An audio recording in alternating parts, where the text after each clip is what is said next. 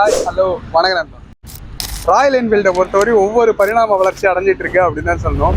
Mat like ஏ கன் retro பைக்லேருந்து start பண்ணி இன்னைக்கு வந்து கிளாசிக் ரீபான் அப்படின்னு சொல்லிட்டு இன்னைக்குள்ள ஸ்டேஜுக்கு ரிலீஸ் பண்ணாங்க. அடுத்த மெட்டியார் 350, அடுத்தது நம்ம ஹண்டர், ஹிமாலயா 450, நெக்ஸ்ட் அதே வரிசையில் நம்ம கரிலா 450 அந்த வண்டியை தான் இன்னைக்கு ரிவ்யூ பண்ண போகிறோம். உடனே நம்ம வண்டியோட சினிமேட்டிக் ஷாட்டை வந்து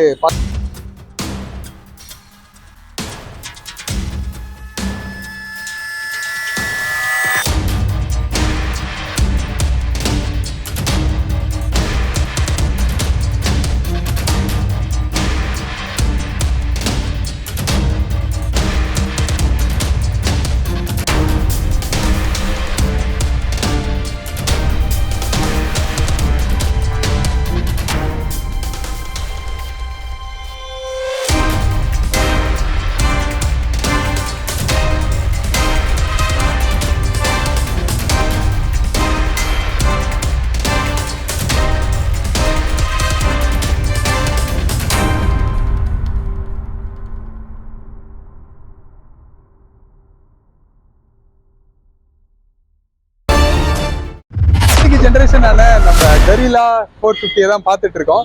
அதோட டிசைன் பார்த்துக்கிட்டோம் அப்படின்னு கேட்டிங்கன்னா இந்த லுக்ஸை வந்து நீங்களே பாருங்களேன், அழகை வர்ணிக்கலாம் அப்படின்னு தான் சொல்லணும். வண்டி வந்து அந்த ரோஸ்டர் அப்படின்னு சொல்லுவாங்களா, ரோஸ்டர் டைப் பைக்ஸ் அப்படின்னு சொல்லுவாங்களா, அந்த மாதிரி பைக்குக்கு இதுதான் ஒரு ஆக்டான வண்டி அப்படின்னு தான் சொல்லணும். ஏன்னா க்ரூஸ் பண்ணுறதுக்கும் நல்லா இருக்குது, அதே மாதிரி நம்ம சூப்பர் பைக் போல் அந்த ஸ்பீடுக்கும் பயங்கரமாக இருக்குது அப்படின்னு தான் சொல்லணும். நான் ரைட் பண்ணுறதை வச்சு சொல்கிறேன், வண்டி வந்து வேறு லெவல் தாறுமாறு அப்படின்னு தான் சொல்லணும். அடுத்தது இதோட லைட்ஸ்லாம் பற்றி சொல்லணும்னா ஃபுல் அண்ட் ஃபுல் எல்லாமே எல்இடி லைட்ஸ் தான் கொடுத்துருக்காங்க. ஃபஸ்ட்டு எடுத்தோடனே அந்த நம்ம எப்போதும் வர மாதிரி அந்த மெட்டியார் 350 வர மாதிரி அதே லைட்ஸ் தான் எல்இடி லைட்ஸு. இண்டிகேட்டர்ஸும் எல்லாமே எல்இடி. அது அப்படியே நம்ம பின்னாடி வந்தோம் அப்படின்னு கேட்டிங்கன்னா நம்ம ரியர் லைட்டே கிடையாது. ஆக்சுவலாக ரியர் லைட்டுக்கு பதிலாக இது ரெண்டுமே ரியர் லைட்டாகவே ஆக்ட் ஆகும். அதுக்கப்புறம் இண்டிகேட்டர்ஸ் இதில் வந்துடும். நான் உங்களுக்கு காட்டுறேன், நல்லா இருக்கும்.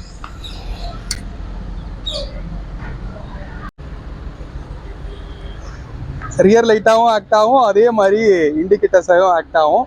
வண்டி அந்த தரமான லுக்கு கிடைக்குது. இல்லை டேங்கை பற்றி சொல்லணும் அப்படின்னு கேட்டிங்கன்னா ஹிமாலயாவில் உள்ள மாதிரி ரொம்ப பெருசாக இல்லாமல் நம்ம இது வந்து ஒரு என்ன சொல்கிறது, ஒரு காம்பாக்டான டிசைன் அப்படின்னு தான் சொல்லணும். ரொம்ப பெருசும் கிடையாது, ரொம்ப பல்கி ஸ்ட்ரக்சரும் கிடையாது, ஒரு நல்லா அது மாதிரி ஃப்ரண்ட் மர்கார்டு வந்து பற்றி சொல்லணும் அப்படின்னு கேட்டிங்கன்னா ஃப்ரண்ட் வந்து ஷார்ட்டாக இருந்தாலும் பின்னாடி வந்து இது கொடுத்துருக்கிறது எனக்கு ரொம்ப பிடிச்சிருக்கு. ஏன்னா நம்ம வண்டியிலலாம் இது இல்லாததுனால இன்ஜினில் அடிக்கும், சில டைம் வந்து ஃபேஸ்லேயே கூட சில டைம் டஸ்ட்டு வர்றது வந்து பார்த்துருக்கோம்.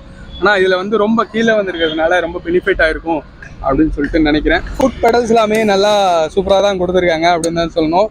இல்லை ராயல் என்ஃபீல்டு பேட்சோட நம்ம ரைடர் ஃபுட் பெடல் கொடுத்துருக்காங்க. பார்க்கறதுக்கு நல்லா இருக்குது.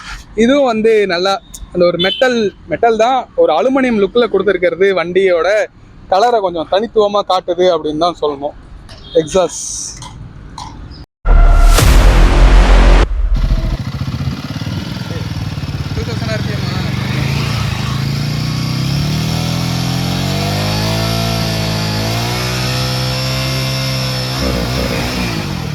அதுக்கப்புறம் மெயினாக அந்த டிசைனில் வந்து சீட்டு வந்து நம்ம ரைடர் சீட்டை வந்து நல்லா என்ன சொல்கிறது, நல்லா பள்ளமாகவும் நல்லா உட்காரத்துக்கு செம்ம கம்ஃபர்டபுளாகவும் டை சப்போர்ட்டோட கொடுத்துருக்காங்க.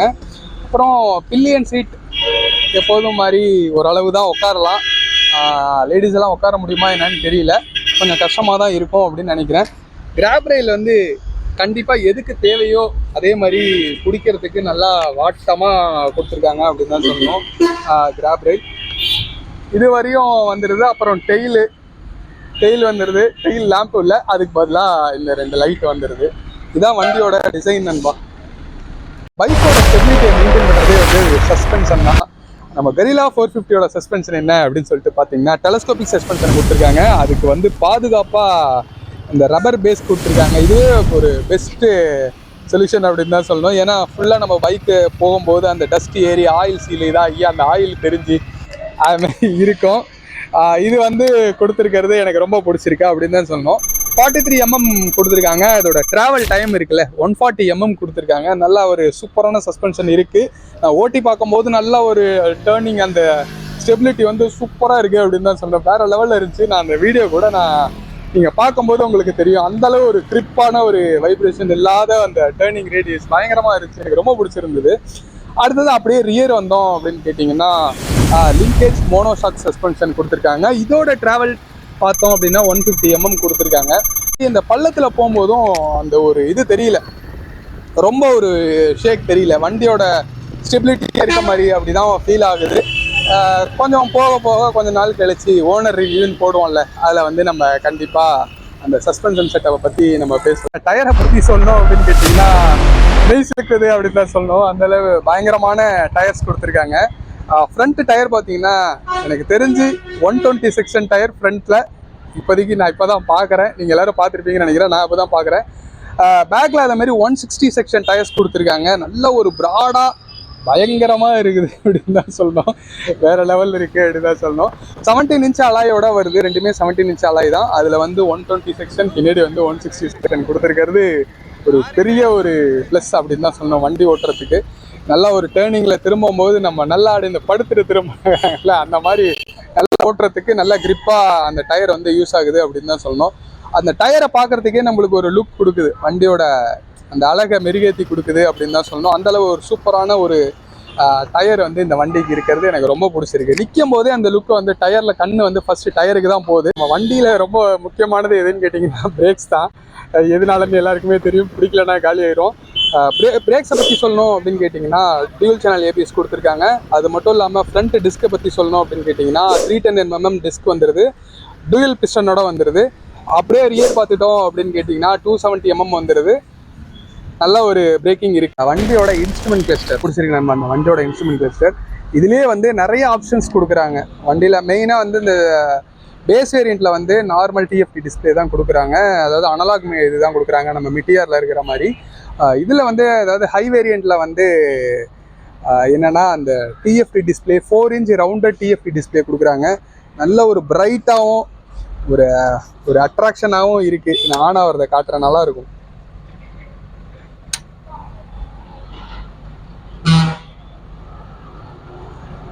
இதை வந்து நம்ம வந்து அனலாகாவும் மாற்றிக்கலாம், டிஜிட்டலாகவும் மாற்றிக்கலாம். அந்த மாதிரி நிறைய ஆப்ஷன்ஸ் கொடுத்துருக்காங்க.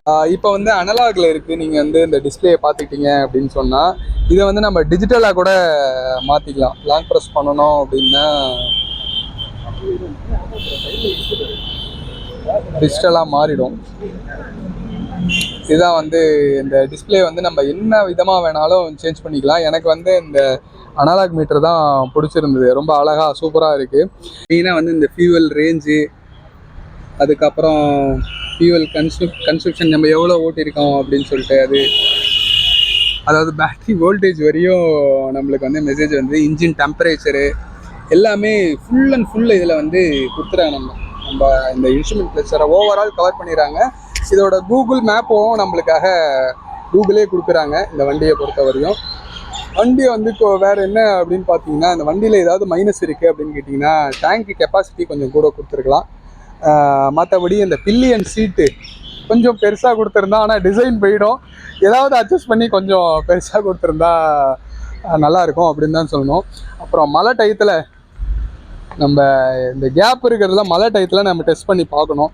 சரி நம்ம மேலே அடிக்குதா அப்படின்னு சொல்லிட்டு. நிறைய பேருக்கு இது ஒரு பெரிய பிரச்சனையாக இருக்கும். பின்னாடி உட்காந்தா முதுகு பூரா சேல் ஆயிரும்ல, அந்த பிரச்சனை இருக்கா அப்படின்னு சொல்லிட்டு பார்க்கணும். மற்றபடி வேறு எதுவும் வண்டியில் வந்து குறையே சொல்ல முடியாது நண்பா. இப்போ வரையும் நம்ம ஓட்டி பார்த்தவரை வண்டி வேறு லெவல் பெர்ஃபார்மன்ஸ் அப்படின்னு தான் கொடுக்கணும். தாறுமாறாக இருக்கும் நம்ம வண்டி. நம்ம முறுக்கணும்னா நம்ம எதிர்பார்த்ததோட வண்டி வந்து பெர்ஃபார்ம் பண்ணுது. 120ல் க்ரூஸ் பண்ணும்போது நம்ம 120ல் போகிறோமா என்னன்னே அப்படி கொஞ்சம் கூட அந்த ஒரு இதுவே தெரியல. வைப்ரேஷனை பற்றி சொல்லணும் அப்படின்னா 120 தாண்டும் போது நல்லாவே டேங்க்கு காலையெல்லாம் வைப்ரேஷன் தெரிய ஆரம்பிக்குது. வைப்ரேஷன் தெரியாமல் வண்டி வந்து அவ்வளோ ஸ்பீடு போகிறதுங்கிறது கஷ்டம்னு எல்லாருக்குமே தெரியும். மேக்ஸிமம் அந்த க்ரூசிங் ஸ்பீடு 60, 70, 80லாம் போகும்போது சுத்தமாக வைப்ரேஷன்லாம் இல்லை. நல்லா ஓட்டுறதுக்கு நல்ல கம்ஃபர்டபுளான வெஹிக்கிளாக தெரியுது. இது வந்து 3 வேரியண்ட்டில் வருது, ஃப்ளாஷ், டேஷ், அனலா அப்படின்னு சொல்லிட்டு. இது நம்மள்ட்ட இருக்கிற ஃபஸ்ட் வேரியண்ட்டு, அந்த டாப் வேரியன்ட் தான் நம்மள்ட்ட இப்போ இருக்கிற வண்டி. இதில் தான் அந்த இன்ஸ்ட்ருமெண்ட் கிளஸ்டர்லாம் ஃப்ளாஷ்லேயும் டேரக்டாக அந்த இன்ஸ்ட்ருமெண்ட் கிளஸ்டர் ஃபுல்லாகவே கொடுத்துட்றாங்க. அனலாகில் வந்து அனலாக் இன்ஸ்ட்ருமெண்ட் கிளஸ்டர் கொடுத்துட்றாங்க. இதுதான் மேக்ஸிமம் டிஃப்ரென்ஸாக இருக்குது. மற்றபடி சேம் தான், எல்லாமே சேம். மாதிரி அந்த ஃப்ளாஷ் டேஷ் அனலாக் வந்து கலர்ஸ் வந்து டிஃப்ரெண்ட் ஆகுது. ஒவ்வொரு வேரியண்ட்டுக்கும் ஒவ்வொரு கலர் கொடுக்குறாங்க. கீழே நான் வந்து சைடில் பாருங்கள், கண்டிப்பாக நம்ம எடிட்டர் வந்து போடுவார் என்னென்ன கலர் அப்படின்னு சொல்லிட்டு. நம்ம இன்ஜின், வண்டியோட இன்ஜின் ரொம்ப முக்கியம் இல்லை. எல்லோரும் ஃபஸ்ட்டு எடுத்தோடனே அந்த வண்டியோடைய ஸ்பெசிஃபிகேஷனில் இன்ஜினை கொண்டு வந்து சொல்லிடுவாங்க. நம்ம கொஞ்சம் டிஃப்ரெண்ட்டாக இருக்கட்டுமே அப்படின்னு சொல்லிட்டு தான் கிட்டத்தட்ட லாஸ்ட் ஸ்டேஜ் வந்து சொல்லிட்டு இருக்கோம். வண்டியில் ஏற்கனவே ஹிமாலயா 450 உள்ள அதே சேம் இன்ஜின் தான். இதோட பவர் அண்ட் டார்க் எவ்வளோ அப்படின்னு பார்த்தீங்கன்னா 40.2 PS power at 8000 RPM. Torque வந்து 40 Nm டார்க் அட் 5500 RPMல வண்டி வந்து ரீச் பண்ணுது அப்படின்னு தான் சொல்லணும். அதோட 6 ஸ்பீட் கியர் பாக்ஸ், அது மெயினாக வந்து நம்ம வண்டியில் வந்து சூப்பர் கிளச் வித் அசிஸ்டோட வருது. கியர் மாற்றும் போது சூப்பராக இருக்குது அப்படின்னு தான் சொல்லணும். ராயல் என்ஃபீல்டில் இப்படி ஒரு ஸ்மூத்னஸான கியரா அப்படின்னு கேட்டாலே சில பேருக்கு வந்து பிடிக்காது அப்படின்னு தான் சொல்லணும். ஏன்னா அந்த கியர் மாற்றுற அந்த ஒரு ப்ரெஷர் வந்து எல்லாருக்கும் ரொம்ப பிடிக்கும் கிளாசிக்கில். இந்த வண்டியில் அந்த மாதிரிலாம் இருக்காது. அந்த ட்ரெண்டு மாறிடுச்சு அப்படிங்கிறதுனால வண்டியோட அந்த கியர் மாற்றுறது வெண்ண மாதிரி இருக்குது அப்படின்னு தான் சொல்லணும். நம்ம ஆர்எஸில் R15ல் அந்த மாதிரி மாற்றுற மாதிரி ஒரு ஃபீல் கிடைக்கிது. கியர் மாற்றுறதெல்லாம் ஒன்றும் பெருசாக ஒரு இதுவே இல்லை. அந்தளவு ஒரு ஸ்மூத்தான கியர் பாக்ஸ் அப்படின்னு தான் சொல்லணும். பயங்கரமாக இருக்கு நண்பா. வண்டியில் வந்து டெஸ்ட் ட்ரைவ் பண்ணி பாருங்கள். உங்களுக்கு கியர் எப்படி இருக்குது, அந்த மாற்றுறது எப்படி இருக்குது, அந்த கிளாசிக்கோட அந்த ராயல் என்ஃபீல்டோட கியர் பாக்ஸ் மாதிரி வேணுமா இல்லை இந்த மாதிரி இருக்கிறது ஓகேவா அப்படின்னு சொல்லிட்டு கீழே கண்டிப்பாக கமெண்ட் பண்ணுங்க நண்பா. மைலேஜ் பார்த்தீங்கன்னா ராயல் என்ஃபீல்டில் 29 to 30 சொல்கிறாங்க.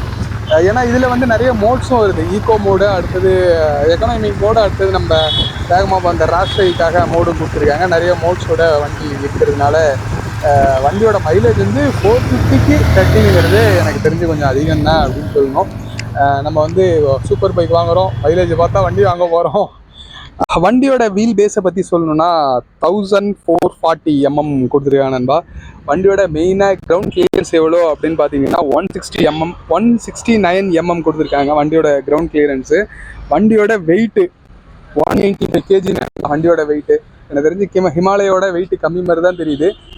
ஓடும் போதே அந்த டிஃப்ரென்ஸ் தெரியுது. அந்த வெயிட்டு குறைஞ்சிருக்கு அப்படின்னு சொல்லிட்டு டிஃப்ரென்ஸ் நல்லாவே தெரியுது. சீட் ஹைட்டு, வண்டியோட சீட் ஹைட் பார்த்தீங்கன்னா 780 mm கொடுத்துருக்காங்க. வண்டியோட சீட் ஹைட்டை வந்து 780 mm.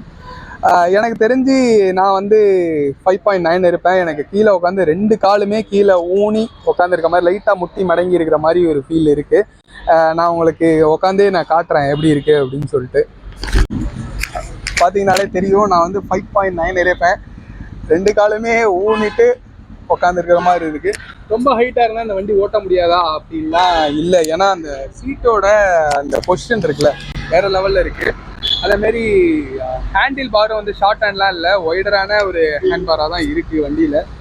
பார்த்தாலே தெரியும்னு நினைக்கிறேன். நல்ல ஒய்டரான ஹேண்ட் பாராக வண்டியில் இருக்குது. நல்ல ஒரு பொசிஷன் கொடுக்குது. இதுதான் வண்டியோட பொசிஷன். நம்ம குனிஞ்சி ஓட்டணும், அப்படி கஷ்டப்படணும் அப்படின்லாம் இல்லை. நல்ல ஒரு ஸ்டெடியான ஒரு போஸ்டில் வந்து நம்ம வண்டி ஓட்டலாம். நல்ல ஒரு வியூவோட, கழுத்து எதுவுமே பெயின் இருக்காத மாதிரி எனக்கு ஒரு ஃபீல் தெரியுது. ரொம்ப கஷ்டப்பட வேணாம் வண்டி ஓட்ட, அது மட்டும் நல்லா தெளிவாக தெரியுது. ஒரு லாங் டிரைவ் போனால் தான் இந்த வண்டியோட பர்ஃபார்மன்ஸை பற்றி நம்ம சொல்ல முடியும். அடுத்தடுத்த ரிவ்யூவில் கண்டிப்பாக சொல்கிறேன் நண்பா. மெயினாக இன்னொன்று என்னென்னா சைடு ஸ்டாண்டும் வந்துடுது, சென்டர் ஸ்டாண்டு வந்துடுது. அதுதான் ஒரு முக்கியம்.